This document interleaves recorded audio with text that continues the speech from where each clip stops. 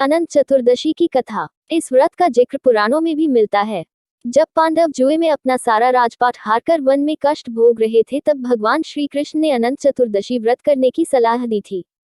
श्री कृष्ण ने युधिष्ठिर से कहा कि अगर वह विधिपूर्वक अनंत भगवान का व्रत करेंगे तो इससे उनका सारा संकट दूर हो जाएगा और खोया राज्य फिर से प्राप्त हो जाएगा। प्राचीन काल में सुमंत नामक एक तपस्वी ब्राह्मण थे। उसकी पत्नी का नाम दीक्षा था। दोनों की एक परम सुंदरी धर्मप्रायण तथा ज्योतिर्मयी कन्या थी, जिसका नाम सुशीला था। सुशीला बड़ी हुई तो उसकी माता दीक्षा की मृत्यु हो गई। पत्नी की मृत्यु के उपरांत सुमंत ने कर्क्षा नामक स्त्री से दूसरा विवाह कर लिया और सुशीला का विवाह ब्राह्मण सुमंत ने कौंडिन्य ऋषि के साथ कर दिया। विदाई के समय कर्क्षा ने दामाद को कुछ ईंटें और पत्थरों के टुकड़े बांध कर दे दिए। कौंडिन्य ऋषि अपनी पत्नी को लेकर अपने आश्रम की ओर निकल पड़े। रात में ही शाम ढलने लग गई और ऋषि नदी के किनारे संध्या वंदन करने लगे। इसी दौरान सुशीला ने देखा कि बहुत सारी महिलाएं किसी देवता की पूजा कर रही थीं। सुशीला ने महिलाओं से पूछा कि वे किसकी प्रार्थना कर रही हैं। इस पर उन लोगों ने उन्हें भगवान अनंत की पूजा करने और इस दिन उनका व्रत रखने के महत्व के बारे में बताया।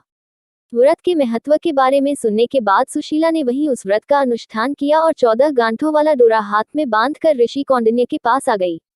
कौंडिन्य ने सुशीला से डोरे के बारे में पूछा तो उन्होंने सारी बात बता दी।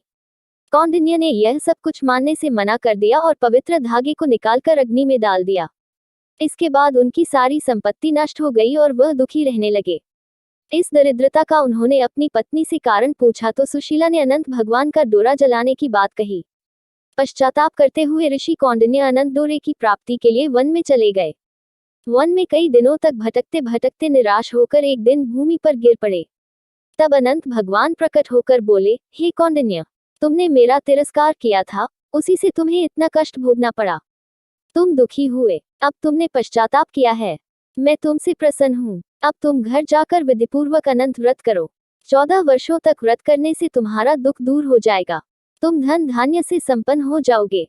कौंडिन्य ने वैसा ही किया और उन्हें सारे क्लेशों से मुक्ति मिल गई।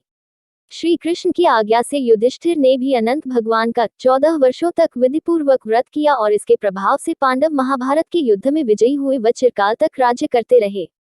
इसके बाद ही अनंत चतुर्दशी का व्रत प्रचलन में आया।